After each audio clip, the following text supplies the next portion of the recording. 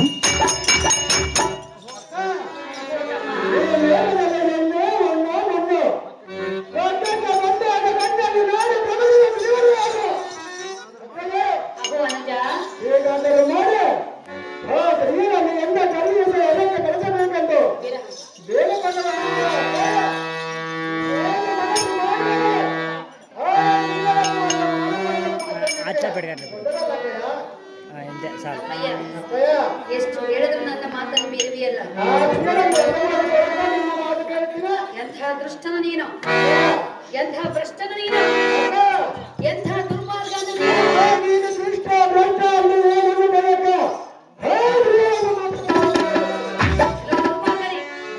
ಒಡ ಹುಟ್ಟಿದವಳಕ್ಕಿಂತ ನಿನಗೆ ಅವಳೇ ಹೆಚ್ಚಾದರೆ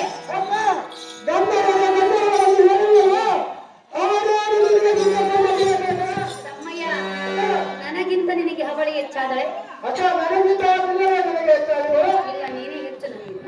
ಅದಕ್ಕೆ ಬೇಡ ಬೇಡ ಮಾತು ಕೇಳುವುದಿಲ್ಲವೇ? ಅವಳ ಮೇಲಿರುವ ಆಸೆಯನ್ನು ಬಿಡುವುದಿಲ್ಲವೇ? ಮಾತು ಕೇಳದಿಲ್ಲ ಎಂದ ಮಗನಿಂದ ಮುಖವನ್ನು ನೋಡಲಾರೆನೋ ಭ್ರಷ್ಟ. ಪರಮ ಪಾಪ.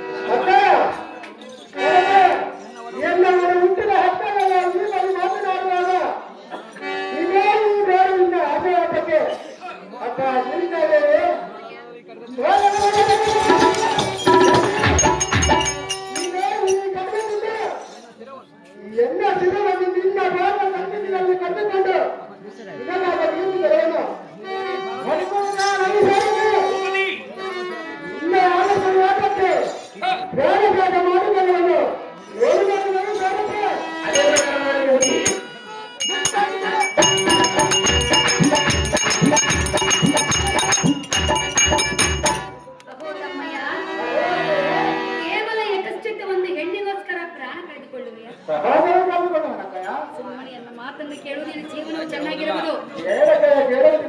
ಪ್ರಾಣ ಬಿಡುವುದಿಲ್ಲ.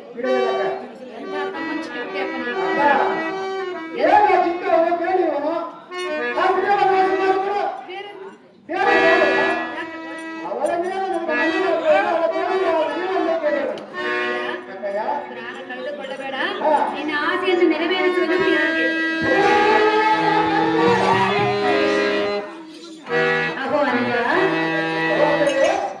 ಕೇವಲ ಒಂದು ಹೆಣ್ಣಿನ ಪ್ರಾಣ ಕಳೆದುಕೊಳ್ಳುವಿನ ಅಕ್ಕಲ್ಲಿ ಯಾರೆಂದು ಹೇಳಿದೆಯಲ್ಲ,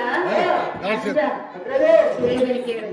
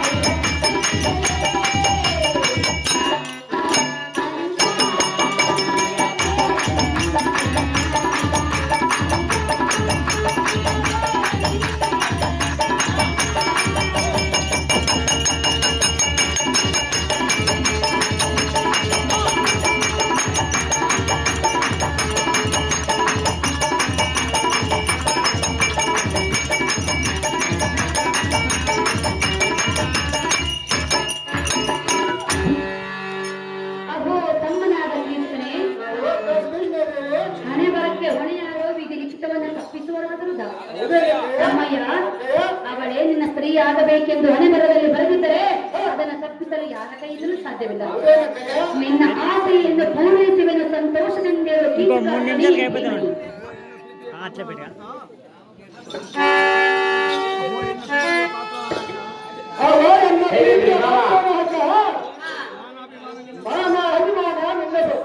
ಸಂತೋಷವಾಗಿರು, ನಗು ನಗುತ್ತಾ ಇರು. ಶೈಲೇಂದ್ರಿ ನಿನಗೆ ಹೇಳುವ ಶಕ್ತಿ ನನಗಿಲ್ಲ. ನೀನು ಹೇಳಿದಂತೆ ನಾನು ಕೇಳುವುದು. ಅಕ್ಕ ಆ ಸತಿ ನನ್ನ ಬೆಕ್ಕ ನನಗೆ ಎಂದೇಸ ಮಾಡುತ್ತೇವೆ ಅಕ್ಕ. ಈ ಮಾತು ಬಂದ ಎನ್ನ ಒಡಹುಟ್ಟವನಾದ ನೀನು ಸಂತೋಷವಾಗಿರಬೇಕೆನ್ನುವುದೇ ನನ್ನ ತಮ್ಮಯ್ಯ. ಸಂತೋಷವಾಗಿದೆ. ಅವಳನ್ನು ನಿನ್ನ ಬಳಿಗೆ ಯಾವ ನೆಪದಿಂದ ಕಳಿಸಿಕೊಡುವೆನು ಗೊತ್ತೇ ತಮ್ಮಯ್ಯ? ಯಾವ ನೆಪದಿಂದ ಕಳಿಸಿಕೊಳ್ಳಿ ಅಕ್ಕಯ್ಯ. ಮಧು ತರುವ